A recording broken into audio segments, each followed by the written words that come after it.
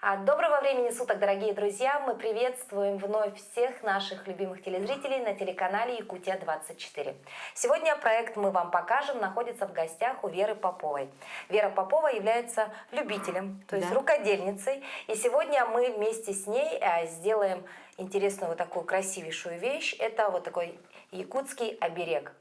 Действительно, оберег сегодня это не просто элемент украшения, да, или декора дома, это, конечно же, в первую очередь такой сакральный, да, момент. Да. Ну, это у меня оберег на машину.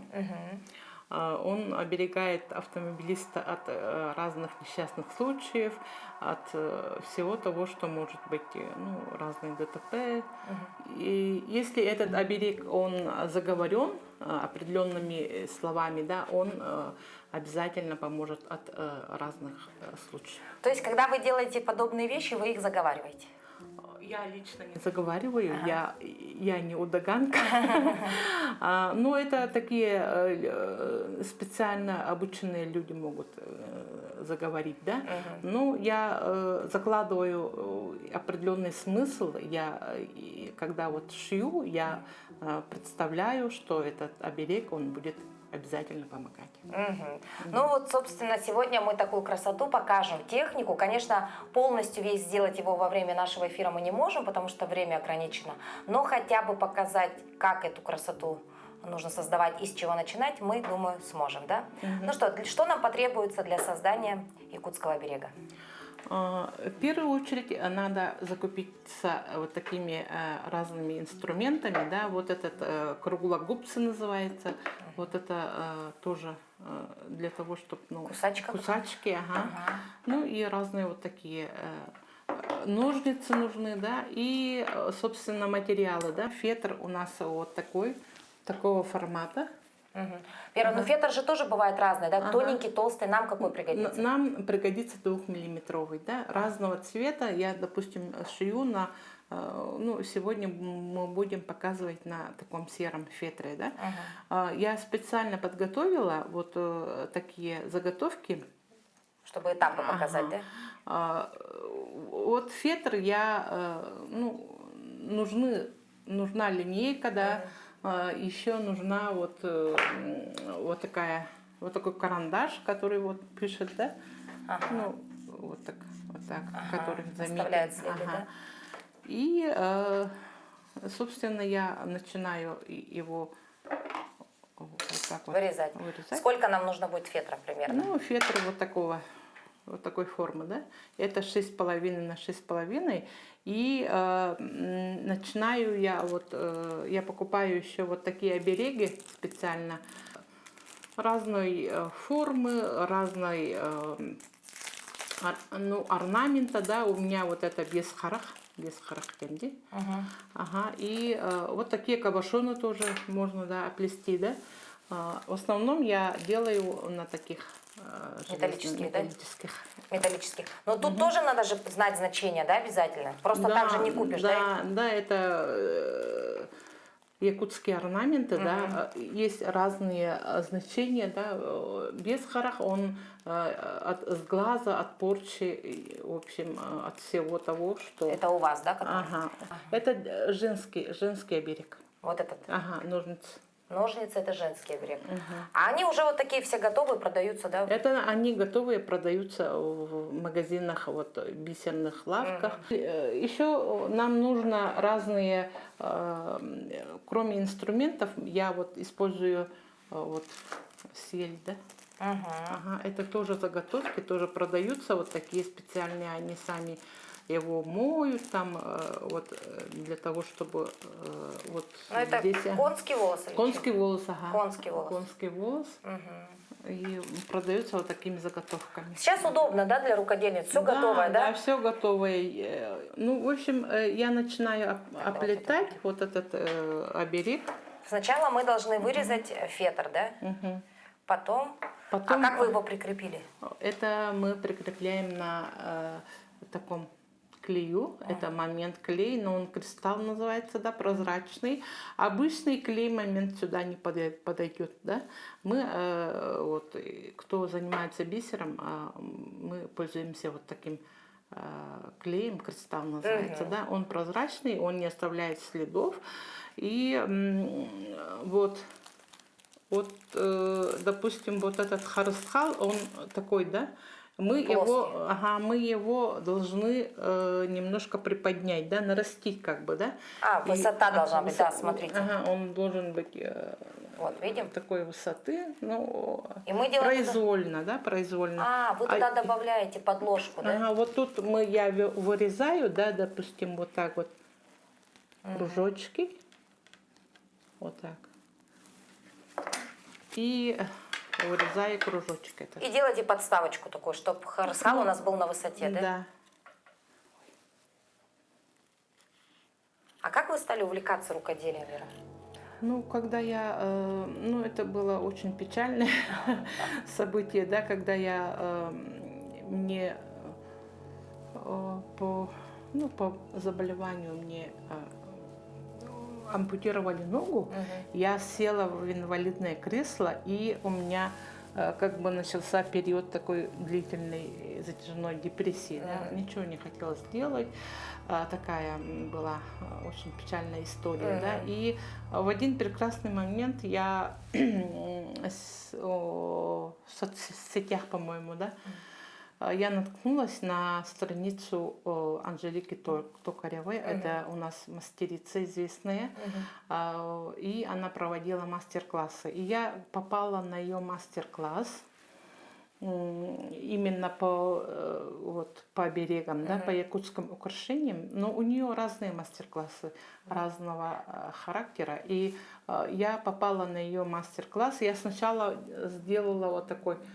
Это у меня тоже заготовка. Я попала на мастер-класс. Вот это получается бастыга для мальчика, да?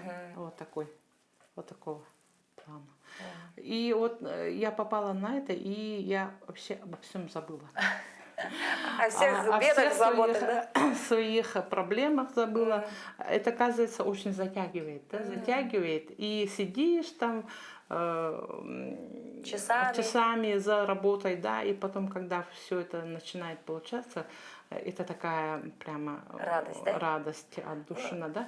И я начала постепенно увлекаться, потом начала еще и продавать свои изделия. Доход появился, да, такой? И примерно год я занимаюсь, да, но я не думаю, что я такая прямо мастерица, но... Хорошо работа, красивая работа получается, видите? Самое главное, что вы их делаете с душой, правильно? И с любовью. Мы видим это, да? Но, кстати говоря, с Анжелой у нас тоже было очень много передач. Мы снимали не раз с ней, да. У нее работы, конечно, там разлетаются даже по всему миру, да? Да. Ну, я думаю, у вас тоже не за горами. Ну, я начинающий, как сказать, любитель. Хорошо, возвращаемся к нашему оберегу. Значит, вы сделали такую подставочку, да? Вот тут мы вот этим клеем кристалл, тут заклеиваем. Покажу, как это вот заклеивать. Это, да? То есть подставочку делаем такую. И, по-моему, еще, наверное, один слой, да, нужно будет? Тут надо 3-4 слоя. В зависимости от того, какой результат вы хотите получить. Вот так. Несложно. Вот так. И наращиваешь, и постепенно вот так вот, ну, оно такое должно быть. Большим, И мы начинаем оплетать вот этот харыстхал. Будет видно, я надеюсь. Вот 2 взяли, нанизываем. Так, вот туда на камеру чуть-чуть. Вот так. Продели, пришили 2. Потом вот середину. Между ними. Иголку вот сюда. Еще раз продеваем между ними и выводим в последнюю бисеринку, в дырочку, да, в ушко в это. Ну, таким образом вот так получается. Вот. Ну, тогда будет очень крепко, я думаю, да? Ну, да. Потом я до конца доделаю. А давайте поговорим, Вера, про бисер. Это имеет же значение производства бисера, да? Потому что я помню, когда мы были на различных мастер-классах, то говорят, что китайский бисер – это не бисер, да? Нет, китайский сейчас тоже начали делать. Нормально, да? Как бы, ну да, есть разные. А самый хороший это какой? Ну, это говорят японский. Я японским бисером ни разу не пользовалась. Но он дорогой, говорят, да. А в основном я чешский бисер покупаю. Чешский бисер. Ага, чешский, он тоже как бы дороже китайского. Но вот именно для вот такого оплетения вот этого харсхала, да, это надо, наверное, чешский бисер покупать. Потому что это одинаковые по диаметру. И вот это мы закончили, да, вот так оплетаем. А потом мы его еще вот один раз вот таким образом продеваем, да, чтобы по кругу. по кругу, да, чтобы Все бисеринки все бисеринки были, ну как бы аккуратно лежали, да. Вот так вот мы делаем. Так, Вера, можно немножечко, видите, вы вот так закрываете, и там не видно, а вот на ту сторону, чуть-чуть вот так. Вот так вот продеваем каждую бисеринку. Вот так. Ну, немножко вот так надо нитку. Вы на леску шьете, правильно же? Это леска. Да, вот это не леска, она как называется мононить. Ну, она леска, конечно, да, вот факту, пользуются рыбаки там, да. Но мы вот именно пользуемся вот такой. Какой диаметр тут? Это диаметр у меня 0,20 миллиметров. Ага, ну тут это потолще, а вот это. А как нужно понимать, когда потолще нужно, когда потоньше? Ну, я в основном пользуюсь вот этой именно нитью, да, 0,2. И когда вот мы в иголку надо вдевать, надо чуть-чуть вот так вот, как сказать? Растянуть, ага, чтобы оно вот так вот не закручивалось, да? Вот так растягиваем. Лайфхак. Чтобы не закручивалась эта мононить, нужно ее немножечко подтянуть. Подтянуть, вот так вот подтягиваем и вдеваем в иголку. А игла тоже у меня индийская, набор игл индийский. Оно такое с ушко, оно такое тонкая иголка, да? Очень тонкая. Ага. Смотрите. Чтобы бисер входил без всяких там проблем. Вот. Очень тонкая. Индийские нитки, да? Ой, иголочки. Иголка у меня набор индийских игл. А там тоже же, наверное, размер или диаметр важен, или как? Ну, самая тонкая, да? Ну, самая тонкая для бисероплетения. И вот я вот все продела. Потом я начинаю покажем, да?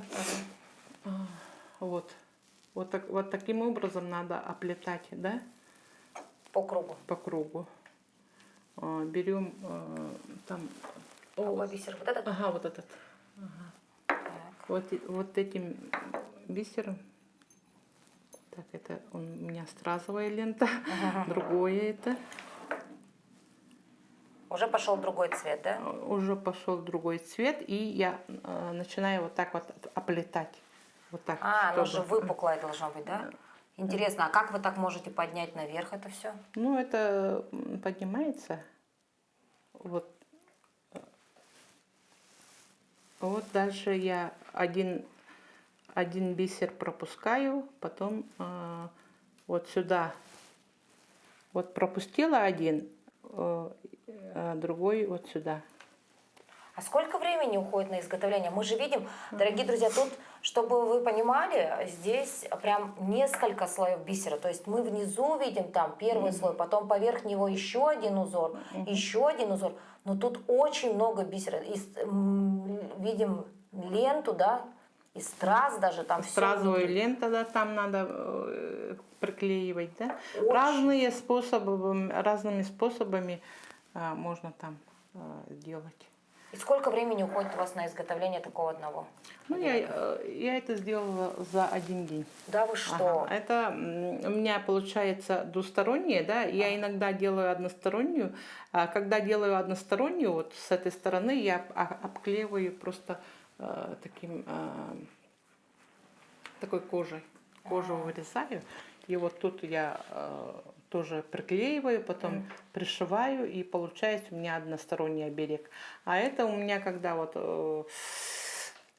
на машине, на автомобиле, там интереснее получается смотреть с двух сторон. С двух сторон, да? Ага. Угу. Так, ну а мы возвращаемся тогда обратно тут вот к этому серебряному.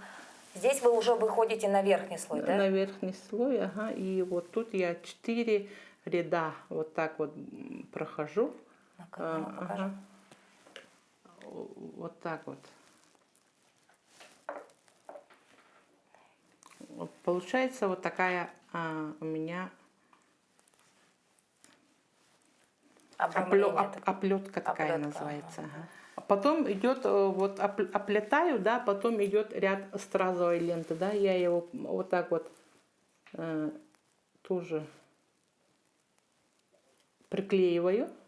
Потом после приклеивания я его пришиваю.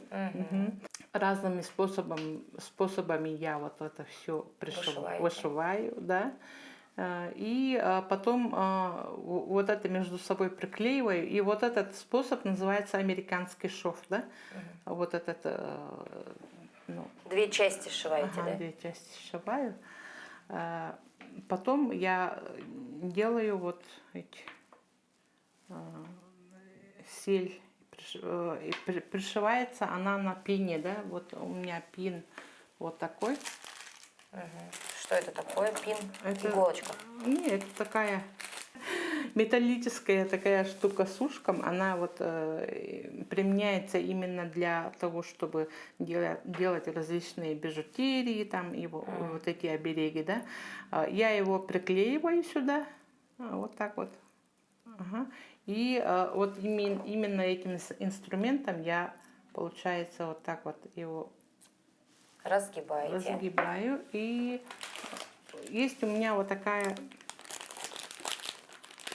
штука, которая вдевается вот сюда, и получается я его закрепляете.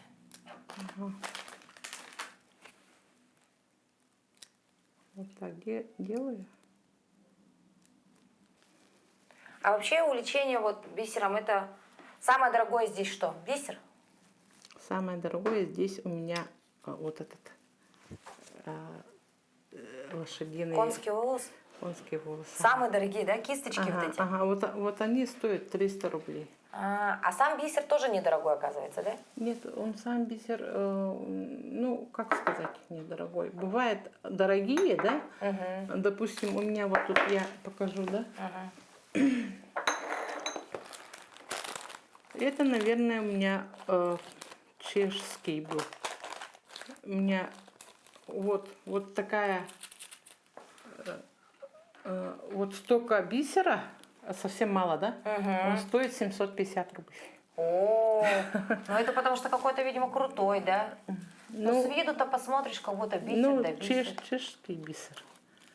Одинаковый, как бы сказать, да, но потом есть вот 250 рублей. Вот, ну, в принципе, недорого, да, вы это уже подешевле. 250, 200 там, вот это у меня самый дорогой. Это я для чего-то покупала, не помню. Для какого-то дорогого оберега, наверное. А помимо оберегов, что еще делаете, Вера? Я делаю украшения женские, да? Ну, эти илинкабигер делаю, потом вот делаю вот эти бастыны делаю, потом я делаю из норки, ну, воротники вот такие с бисером тоже делаю, ну, разного рода. А вот это мы делаем из чего? Это тоже у нас фетр. Ага, фетр. И вот такая имитация конского волоса тоже продается. Она тоже метровая, да? А вот это, дайте, пожалуйста. Вот этот? Ага, вот это у меня натуральный этот конский волос. Ага. Он дорогой, конечно, да, его очень долго плетут. И получается вот этот имитация конского волоса, но это китайцы делают. То есть вот эта вот дорожка, вот она, да? Ага. Вот Тоже метровая. А это настоящий уже крученый, да? Да, такой? ну это крученая. А вот это вот с Ну, такими это уже готово? тоже вот эти бляшки, да, вот это тоже метровая. Она тоже в блеске продается. И по краям вы обрабатываете, пришиваете По бисером? краям я вот делаю вот такими бисерами, оплетаю. И вот так вот получается у нас вот так. И тут резиночкой я пришиваю, и получается у нас такая. Наверное, во время цеха, наверное, у вас заказов было? Да, это очень востребовано, потому что она недорогая. Вот это именно с имитацией конского волоса, она недорогая, да, и очень охотно покупается. Когда мне не нравится, я его полностью могу поменять, да. Вот. Ну да, смотрите, совершенно другой цвет, да, уже. Вы над этим работаете еще, да? Ну вот, вот эти бусы, они такие большие, да, получается, и оно как-то некрасиво смотрится. Громоздко, да? Громоздко смотрится, надо его, наверное, поменять на вот такие маленькие. То есть у вас такое творческое вдохновение. Хочу делаю, хочу не делаю, да? Нравится, не нравится, можно все переделать, да? Вот в этом, наверное, есть прелесть рукоделия, да? Потому что все можно, в принципе, распустить. Да. Все заново можно, все делать. Да, и все обратимый процесс, да? А вот сколько стоит, Вера, примерно такой оберег? Ну, если взять примерная стоимость хотя бы. Примерная стоимость, она стоит от 1500 до 3000. А самую большую работу, может быть, какую-то делали, какую-то красивую? Ну, я делала именно воротник вот такой из норки, да, она стоила 5000. Но это потому что шикарно. Ну, там, конечно, она востребована, во-первых, да, это модно сейчас. Да. На какой-нибудь праздник одеть на платье нарядное. Такой воротник с бисером, это очень красиво смотрится. Очень красиво. Ну а вообще, допустим, если сейчас вот многие женщины сидят и ищут свое увлечение, вот думают, чем себя занять, что же мне сделать? Я вот хочу рассказать о том, что как я пришла, ну вообще к тому, что я подала на социальный контракт, да. Я всегда смотрю, вот у меня всегда телевизор стоит на канале НВК Саха. И я всегда там смотрю, как люди пользуются социальным контрактом, подают заявление. И я тоже как-то в один прекрасный момент решила, что я хочу тоже социальный контракт. Это 350 000 получается на приобретение оборудования и материалов и открытие своего дела, да. И я решила, что мне тоже пора подать на соцконтракт. И я написала электронное письмо в право своего Сайсарского округа. И что удивительно, они мне в этот же день ответили, да, и мне отправили список документов, что мне нужно собирать, да, и оказывается, эти все документы у меня с собой были. У меня не было только бизнес-плана. И я начала искать тоже, кто мог бы мне сделать бизнес-план. Оказывается, в интернете полно, кто этим занимается, да, и я нашла девушку, она вообще даже не живет в Якутске, она в Калининграде живет, ее зовут Любовь Максимова, и она мне буквально за несколько дней сделала бизнес-план по пошиву вот оберегов и якутских украшений, да. И я с этим бизнес-планом и с пакетом документов пошла в управу. В управе меня приняли, в тот же день у меня все документы забрали, и буквально даже не прошло там, по-моему, 10 дней, мне позвонили и сказали, что мой бизнес-план одобрен, деньги вы получите в течение недели, и все. Вот таким образом я получила 350 тысяч на развитие своего бизнеса. И я сама была самозанятой, да? Я уже давно оформила самозанятость, и я сдаю свои украшения в киоске Горпечать. И там обязательно нужно было доказывать свою самозанятость, там, что я налоги плачу, да, и поэтому я оформила. Вот. Ну, то есть, несмотря на какие-то невзгоды, да, вы все равно нашли свое предназначение, смотрите новости, да, полезную информацию получаете, применяете все на деле, и сегодня у вас есть вот такой доход, а почему бы нет, да? И мне кажется, вы являетесь таким ярким примером того, что не стоит складывать руки, да, не стоит огорчаться, если вдруг какие-то проблемы у вас случились, можно всегда найти свое увлечение. Самое главное просто было бы желание, правильно? Да.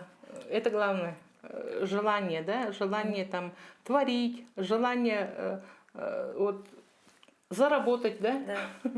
Когда пенсии ни на что не хватает, надо обязательно чем-то заниматься, да.